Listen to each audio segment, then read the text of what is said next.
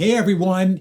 I have talked a lot about my upbringing, and I grew up in a home where there are times when I would get spankings. We don't spank anymore, and I appreciate that, but I would get spankings with a belt, with a Hot Wheel track, with whatever was convenient. And there were times when I would get the spanking first and then be told what I was being spanked for later. My dad didn't want to hear my excuse. My mom didn't want to hear my excuse, whatever's going on. And I would actually, I didn't do that, and then show them at least some level of proof that I didn't do it. And they would say something like, my dad especially would say, well, you probably deserved it for something you didn't get caught for. Okay, he's right. There were many of things that I didn't get caught for that I probably should have gotten a whooping for. But I didn't think that was fair. It's like, hey, what's the deal? I didn't get caught.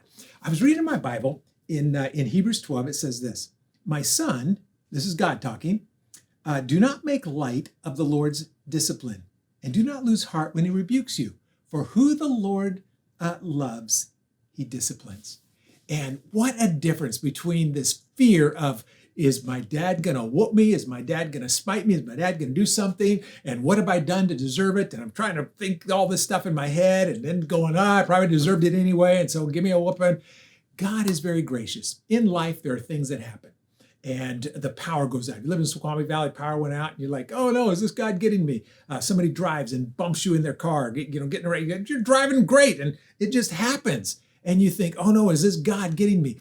And I lived under the fear of the Lord, and an improper fear of the Lord. There's a right fear of the Lord, and that, oh, this is God smiting, this is God attack, this is God, oh, I did something, and I don't know what I did, but I'm sure I did something I deserve getting punished for, and the whole thing. That is not God. Hebrews tells us that he is a loving God, and he loves us, and he disciplines us out of love. And here's what love does. It always is specific about the discipline. Hey, Charlie, I want to get your attention. I want to put you in timeout, not smite you, not beat you. I want to put you in timeout. I want to help you see so that this will grow you, that this will mature you, that this will discipline your life so that you can walk out the beauty of what it means to be a Christ follower. And the world around you sees you as something different than just someone who's living under this cloud, this fear, or doing stupid stuff. So let me encourage you. Today, if something's happening to you, ask God, God, is this your discipline? Or is this just the fact that we live in a broken world? He'll tell you he loves you. And then you don't have to fear God that he's trying to get you. Jesus, thank you that your incredible love gives us this power to rest in the fact that you do love us, and you will discipline us out of that love that we might mature and be complete. Hey, I love you guys. Have a great week. Hopefully we'll see you this weekend.